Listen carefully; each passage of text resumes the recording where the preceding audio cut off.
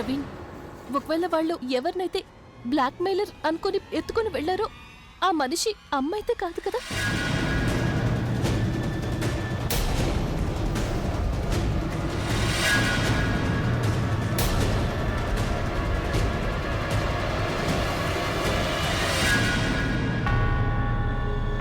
మీరందరూ కంగారు పడుతున్నారు కదా, నాకు కూడా అర్థం కావడం లేదు. అరే సరళాంటికి అసలు శత్రువులు ఎవరూ లేరు, అలాంటప్పుడు ఈ పని ఎవరు చేస్తుంటారు?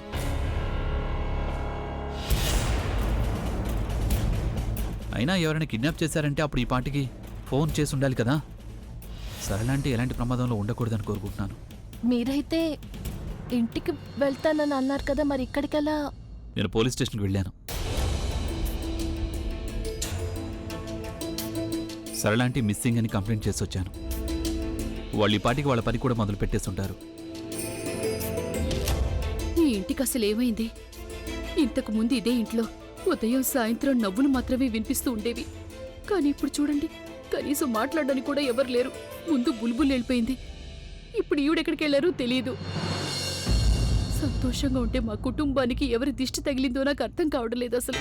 లేదు, నాకు ఈ దిష్టి ఇలాంటి వాటి మీద కొంచెం కూడా నమ్మకం లేదు.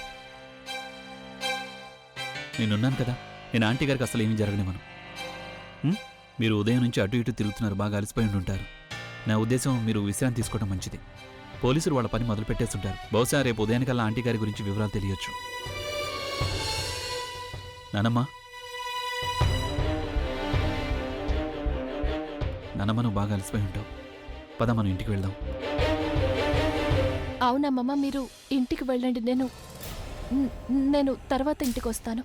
ఇంకా కొన్ని చోట్ల వెతకాలి. నేను అమ్మ అక్కడ కనిపిస్తుందేమో.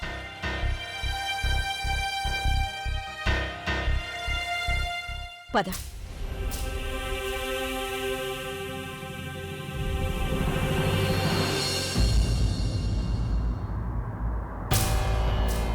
ఏం ఆలోచిస్తున్నావు నువ్వు? ఏం లేదు నానమ్మా. నేను నీకు నానమ్మని. నీ మొహం చూస్తేనే నాకు అర్థమైపోయింది ఇప్పుడు నువ్వు ఏం ఆలోచిస్తున్నావు అని. నానమ్మా, అది నేనేదో ఊరికే. సరళగారి గురించి నువ్వు ఆలోచిస్తున్నావు కదా? అవునానమ్మా, అది కూడా. అలాగే నాకు ప్రజ్ఞ గురించి ఏమీ అర్థం కావట్లేదు. ప్రజ్ఞ? తన ప్రవర్తన నాకు అస్సలు అర్థం కావడం లేదు. తను చెప్పేదొకటి చేసేది ఇంకొకటి. తను లోపల ఒకలా ఉంటుంది, కానీ పైకి వేరేలా ఉన్నట్టు చూపించుకోవాలని అనుకుంటోంది. లేకపోతే నిజంగానే తను అలాగే ఉందేమో. ప్రజ్ఞ సరళగారి గురించి కంగారు పడుతోంది. నువ్వు ఇదంతా ఆలోచించే అంటున్నావు కదా? అభి, నేను నీకు ముందే చెప్పాను, కాలంతో పాటు మనిషి కూడా మారిపోవచ్చు, కాని బంధాలు మారవు. అదీ కాకుండా ప్రజ్ఞకి సరళగారితో రక్త సంబంధం ఉంది కదా. ఆవిడ తనకి తల్లి కదా. ముందు చెల్లెలు వెళ్ళిపోయింది, ఇక ఇప్పుడు తల్లి గురించి తెలియడం లేదు. లోపలే ఏడుస్తూ ఉంటుంది కదా బాబు. నువ్వు ఆలియా ఇంకా రాజ్ సంగతి తీసుకో. వాళ్ళిద్దరూ నీకు ఎంతగానో చెడు చేశారు. నాకు తెలుసు, ఆలియా జైలుకి వెళ్లేటప్పుడు నువ్వెంతగానో బాధపడ్డావు, ఇప్పుడు పడుతున్నావు. రాజునైతే నువ్వు వెంటనే క్షమించేశావు. నాన్నమ్మ, ఒకవేళ అదే నిజమైతే మరి ఆలియాకి కూడా బాధగానే ఉంటుంటుంది కదా తను నాకు చెడు చేసినందుకు. లేదు బాబూ, లేదు. అందరూ ఒకేలా ఆలోచించరు. స్వచ్ఛమైన మనసున్న వాళ్ళు మాత్రమే ఆ విధంగా ఆలోచించగలరు. అంటే దానర్థం నీలాంటి వాళ్ళు బాబు. నాన్నమ్మ, అంటే దీని అర్థం ప్రజ్ఞ మనసు కూడా స్వచ్ఛమైన మనసే కదా. ఎందుకంటే తను కూడా వాళ్ళమ్మ గురించి బాధపడుతోంది, ఆలోచిస్తోంది కదా. నేను ఆలియా గురించి ఎలా ఫీల్ అవుతున్నానో తను కూడా వాళ్ళమ్మ గురించి అలాగే ఫీల్ అవుతోంది. లేదు, తన మనసు స్వచ్ఛమైంది అయి ఉండదు నాన్నమ్మ. ఒకవేళ తన మనసు స్వచ్ఛమైంది అయి ఉంటే అప్పుడు నన్ను ఇలా మోసం చేసి ఉండేది కాదు. కానీ తను ఎప్పుడు నాకు ఎలాంటి చెడు చేయలేదు కూడా. ఏది నిజమో ఏది అబద్ధమో నాకేం అర్థం కావట్లేదు.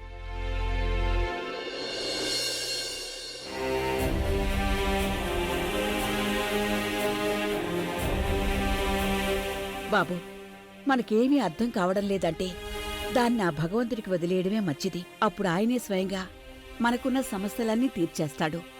ఆయన కాస్త ఆలస్యం చేస్తాడేమో కాని అన్యాయమైతే చేయడు కదా బాబు. ఇక నిజమైతే ఏదో ఒకరోజు బయటకు వచ్చే తీరుతుంది బాబు.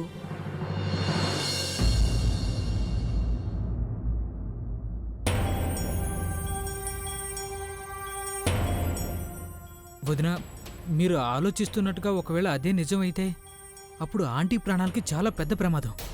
నాకు తన్ను గురించి తెలిసినంత వరకు తను ఆంటీని కిడ్నాప్ చేయడం ఇంత పెద్ద రిస్క్ అయితే తను ఖచ్చితంగా చేయలేదు. నాకు కూడా అలాగే అనిపిస్తోంది ప్రవీణ్.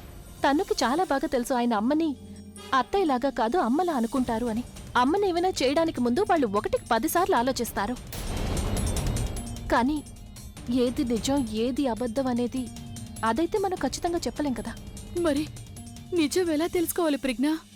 దానికి మనం తనుని ప్రతి క్షణం ఫాలో అవ్వాల్సి ఉంటుంది. ముందు మనం వెళ్ళి ఇది చూడాల్సి ఉంటుంది, తను నిన్నటి నుంచి ఎక్కువ టెన్షన్గా ఉందా లేక రిలాక్స్డ్గా ఉందా అని. అప్పుడు నేను తనకి ఫోన్ చేస్తాను. ఇక ఈసారి కేవలం బెదిరించడం వల్ల ఏమీ జరగదు. ఎందుకంటే తనకి ఇది అర్థం అవ్వాలి, తను వీటన్నిటిలో ఇన్వాల్వ్ అయ్యింది అంటే తను చాలా పెద్ద తప్పు చేసినట్టు అవుతుంది అని.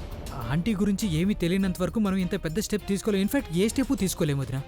ఎందుకంటే ఒకవేళ ఆంటీ వాళ్ళ దగ్గర బందీగా ఉంటే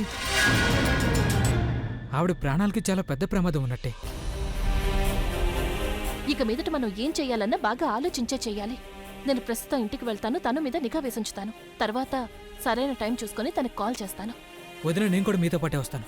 వద్దు, ఇప్పుడు నువ్వు రావాల్సిన అవసరం ఏమీ లేదు ప్రవీణ్. అది కాకుండా నేను తనకి రేపు ఉదయమే కాల్ చేస్తాను. నువ్వు రేపు ఉదయం వచ్చాయి.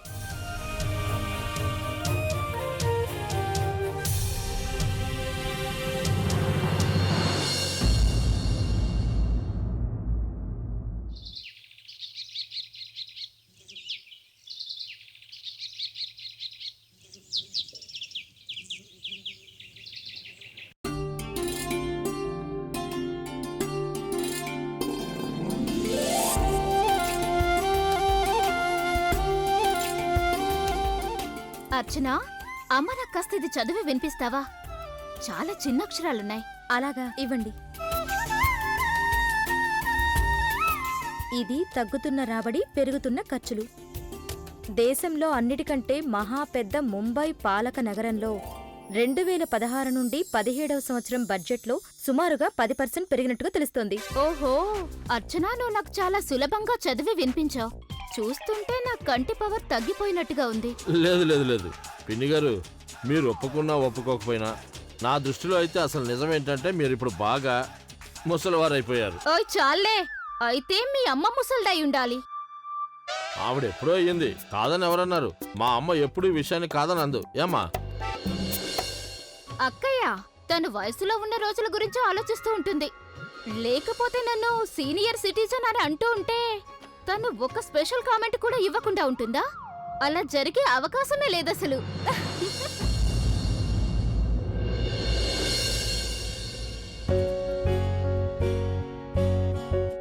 అర్చన, నేను ఆకాష్ని చూశాను. వచ్చేసారా వాళ్ళు? ఆయన రాత్రి ఆలస్యంగా వచ్చారు. అప్పటికి మీరు నిద్రపోయారక్క. ఇప్పుడు కూడా ఆయన నిద్రపోతున్నారు. రాజు రాలేదా తనతో? వాళ్ళిద్దరూ కలిసే వెళ్లారని చెప్పావు కదా నువ్వు. అది ఆయనకి అక్కడ ఏదో ముఖ్యమైన పడిందట, అందుకని అక్కడే ఉండిపోయారు. ఆకాష్ మాత్రమే తిరిగొచ్చారు.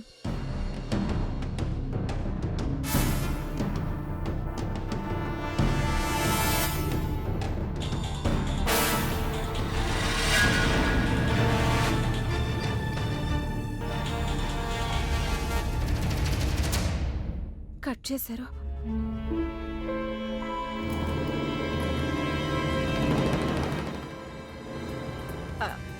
అర్చన, ఒకసారి నీ ఫోన్ ఇస్తావా?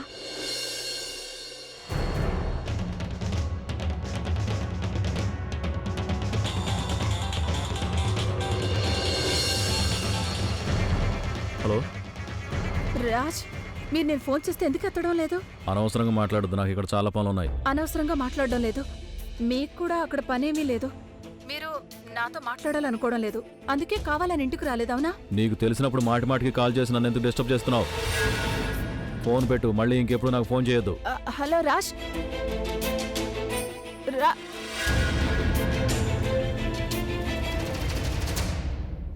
నేనైతే తన్నుకి తప్పకుండా ఫోన్ చేస్తాను ప్రవీణ్. కానీ తన మొహంలో ఎక్స్ప్రెషన్స్ చూడనంత వరకు నాకు అసలు ఎలా అర్థమవుతుంది చెప్పు? అమ్మ కిడ్నాప్ అవ్వడంలో తను ఇన్వాల్వ్ అయ్యిందా లేదా అని. అయినా తనకెక్కడి నుంచి కాల్ చేయను? తను గదిలో ఉందో లేక బయటికి వెళ్ళిందో ఏమీ తెలీదు. ఇక్కడ కారిడార్ నుంచి కాల్ చేయడం చాలా పెద్ద రిస్క్ కదా. వదిన ఒక ఐడియా ఉంది. నేను ఇప్పుడు కిందకి వెళ్తాను, నా ఫోన్ నుండి మీకు వీడియో కాల్ చేస్తాను, సరేనా? తన్ను ఉంటే మీరు తన ఎక్స్ప్రెషన్స్ ఎలా ఉన్నాయో చూడొచ్చు కదా. అప్పుడు మీరు దాన్ని బట్టి తనకి ఫోన్ చేయండి. దాంతో మన ప్రాబ్లం సాల్వ్ అవుతుంది. తను ఈ విషయంలో ఇన్వాల్వ్ అయిందా లేదా అని తెలిసిపోతుంది. నువ్వు సరిగ్గా చెప్పావు ప్రవీణ్. ఇప్పుడే వెళ్ళి తను ఎక్కడుందో చూడు, అప్పుడు నేను తనకు ఫోన్ చేస్తాను. ఓకే, నేను వెళ్తాను.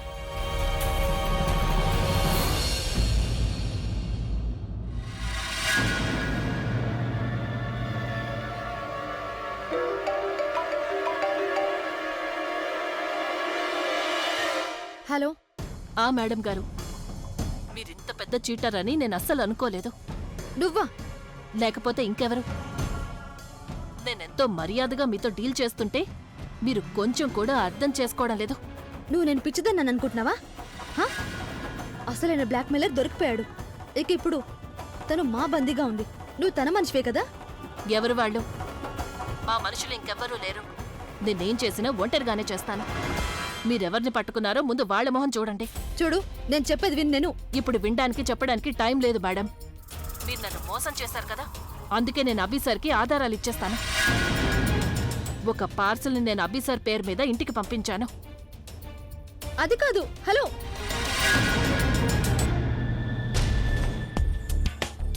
అంటే దీని అర్థం సరళ అంటే అసలైన బ్లాక్మెయిలర్ కాదన్నమాట. కానీ ఇదేలా సాధ్యం అవుతుంది? ఇప్పుడే నేను నిఖిల్కి విషయం ఫోన్ చేసి చెప్తాను. తను ఎవరికి ఫోన్ చేస్తోంది? చెప్తాను. ఎవరినైతే బ్లాక్మెయిలర్ని మనం పట్టుకున్నామో తను బ్లాక్మెయిలర్ కాదు. కాదు అంటే? అంటే నాకు బ్లాక్మెయిలర్ దగ్గర నుంచి ఫోన్ వచ్చింది. అదే సంగతి. నాకు ముందు నుంచే ఈ విషయంలో కాస్త అనుమానం ఉంది. ఇప్పుడు నువ్వు నాకు ఫోన్ చేసి చెప్పి నా అనుమానాన్ని నిజంగా మార్చేశావు. I was right. ఒకవేళ అనుమానంగా ఉంటే మరి నాకెందుకు చెప్పలేదు నువ్వు? అనుమానం కాబట్టి నేను నీకు చెప్పలేదు. నువ్వు పచ్చి నన్ను మెయిన్ రోడ్ వెనకాల ఉన్న గోడౌన్ దగ్గరకు వచ్చి కలువు. నేను నీకు సర్ప్రైజ్ ఇవ్వాలి. నీకు పిచ్చిగాని పట్టిందా? ఇక్కడ నా ప్రాణాలు పోయేలా ఉంటే నువ్వు నన్ను కలువమని చెప్తున్నావా? మై డియర్ డార్లింగ్, అందుకే నేను నీకు చెప్తున్నాను. నన్ను అక్కడికి వచ్చి కలువు. సర్ప్రైజ్ చూసిన తర్వాత నీ ప్రాణం లేచి వచ్చేస్తుంది. సరే, ఎన్ని గంటలకు రావాలి? 7 o'clockకి. ఓకే, నేను 7 గంటలకు అక్కడికి వస్తాను. సాయంత్రం 7 గంటలకి ఎవరిని కలవడానికి వెళ్తుంది?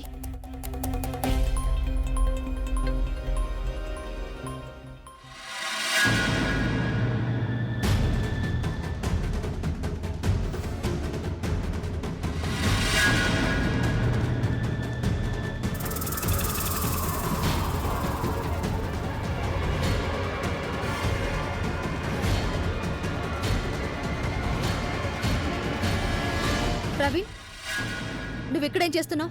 ఫొటోస్ తీస్తున్నాను. Any problem? లేదు. ఇంతకీ ఫొటోస్ ఎందుకు తీస్తున్నావు నువ్వు?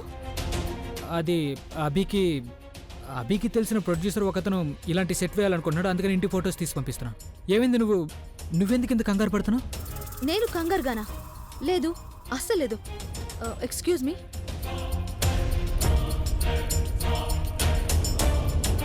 నువ్వు ఖచ్చితంగా కంగారు పడుతున్నావు. ఐ హోప్ ప్రజ్ఞవతి నీ కంగారు చూస్తుండాలి.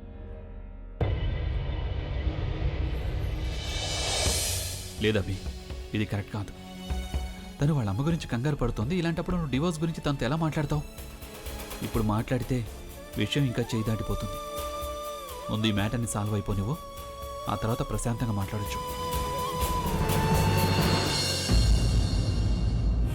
ఒకవేళ తన్నుకి ఈ విషయంలో ఎలాంటి సంబంధము లేదు అంటే అప్పుడు?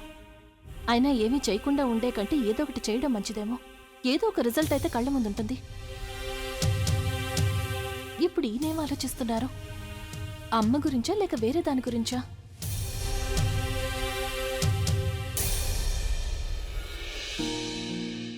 ఏమైనా తెలిసిందా ఆంటీ గారి గురించి?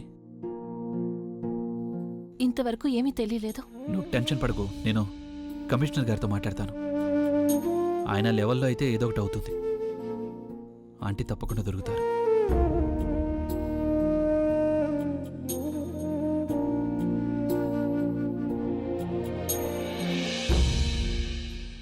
తన మూడు మంచిగా ఉండటం అవసరం. అప్పుడే పని అవుతుంది. ఇంతకీ సరళ ఆంటీ గురించి ఎందుకు ఏమీ తెలియడం లేదు?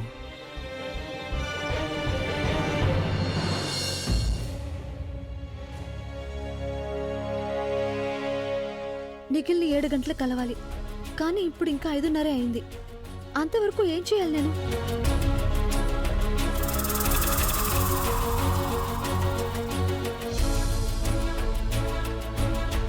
ఒకవేళ వీళ్ళందరితో పాటు కూర్చుంటే అప్పుడు ఇంకా బోర్ కొట్టేస్తుంది.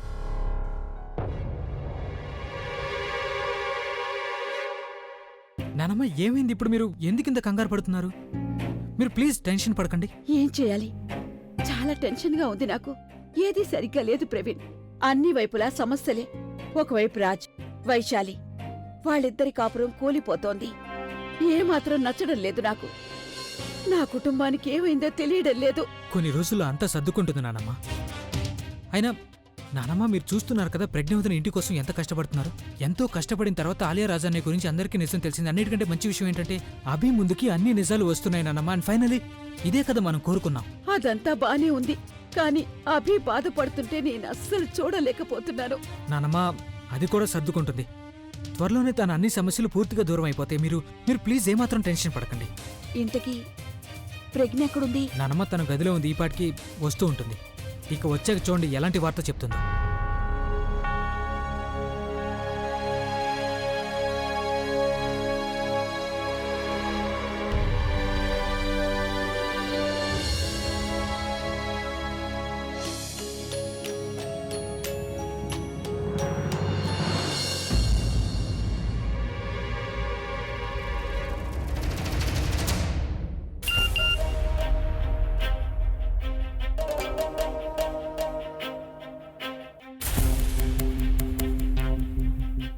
మీరు చూస్తూ ఉండండి తన్ను ఎలా షాక్ తింటుంది అని.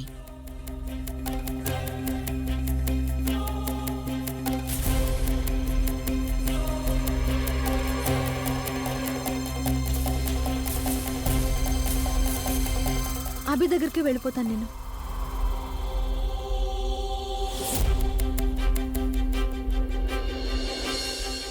అభి సార్ కోసం పార్సల్ వచ్చింది.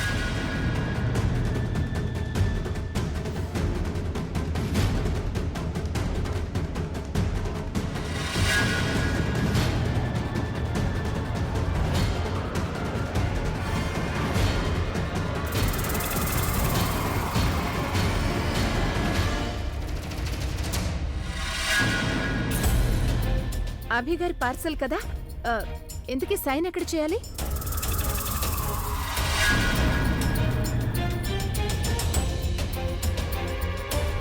Thank you ma'am. Thank you. తీసుకోవడానికి నేను వస్తున్నాను కదా, మీరెందుకు తీసుకున్నారు?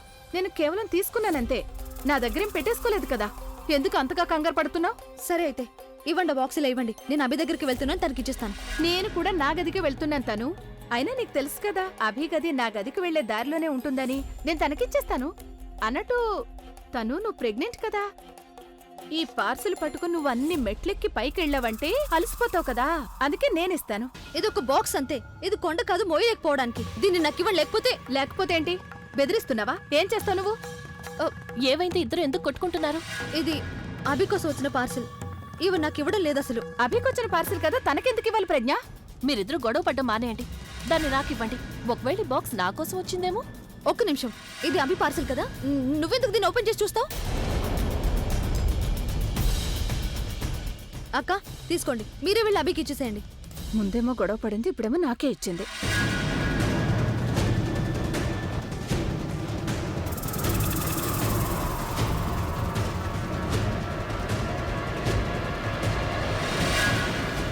కమిషనర్ గారు ఒక రోజు మొత్తం గడిచిపోయింది, ఇంతవరకు ఆవిడ గురించి ఏమీ తెలియలేదు. ఒకవేళ మీ ఈ టీం వల్ల కావట్లేదంటే అప్పుడు వేరే టీంని ఎవరైనా పెట్టండి. అభిషేక్ మెహ్రా నాకు బాగా తెలుసు. మా టీం అన్ని విధాలా ప్రయత్నం చేస్తుంది. వీలైనంత త్వరగా ఆవిడ గురించి తెలుసుకుంటాం. మా టీం మొత్తం ఆవిడ కోసం వెతుకుతూనే ఉంది. మొత్తం ముంబై అంతా కూడా చెకింగులన్నీ జరుగుతున్నాయి. కిడ్నాపర్ ఊరు వదిలేకుండా ఉండేందుకు సిటీలో ప్రతి పోలీస్ స్టేషన్కి ఆవిడ గురించి ఇన్ఫర్మేషన్ పాస్ చేయడం జరిగింది.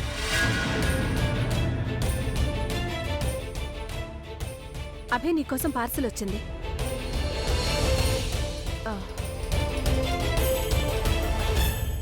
సార్ దయచేసి అర్థం చేసుకోండి, ఇది చాలా అర్జెంట్ పని. ఆవిడ నాకు అత్తయ్య. ఆవిడ మీ అత్తయ్య నాకు తెలుసు మిస్టర్ అభి. ఈ కేసు అయితే మాకు కూడా చాలా ఇంపార్టెంట్. మీరు ఏమాత్రం కంగారు పడకండి. మా టీం మొత్తం ఆవిడని వెతకడం కోసం ట్రై చేస్తుంది. ఒకవేళ నాకు ఏదైనా ఇన్ఫర్మేషన్ తెలిసిందంటే నేను మీకు ఇమీడియట్గా ఇన్ఫార్మ్ చేస్తాను. అలాగే మీరు కూడా ఏమైనా కాల్స్ వచ్చినా సరే, లేక ఏదైనా తెలిసిందంటే మీరు కూడా వెంటనే నాకు ఇన్ఫార్మ్ చేయండి. అలాగే సార్, మీకు ఎలా చేస్తే కరెక్ట్ అనిపిస్తుందో అలాగే చేయండి. కానీ ఒకవేళ మీకు ఏమైనా ఇన్ఫర్మేషన్ వచ్చిందంటే ప్లీజ్ అందరికంటే ముందు నాకు చెప్పండి. Yeah sure sure.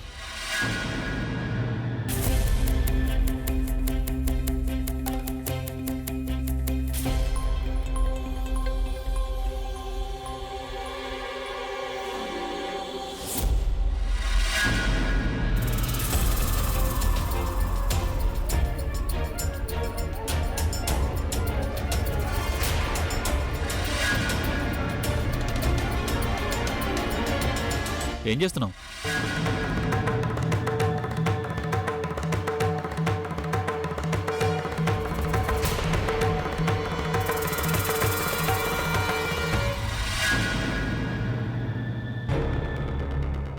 ఏం చూడలేదు అభి, నువ్వు ఫోన్లో బిజీగా ఉన్నావు కదా, అందుకని నేను ఊరికే టైం పాస్ చేస్తున్నాను అంతే. ఈ పార్సిల్ని వైశాలి వదిన తీసుకొచ్చి ఇచ్చింది.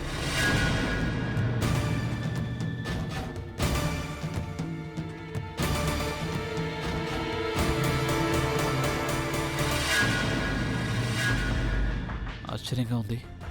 దీని మీద పేరు లేదు, అడ్రస్ లేదు. ఎవరు పంపించుంటారు? నేను ఒక పార్సల్ని ఆఫీసర్ పేరు మీద ఇంటికి పంపించాను.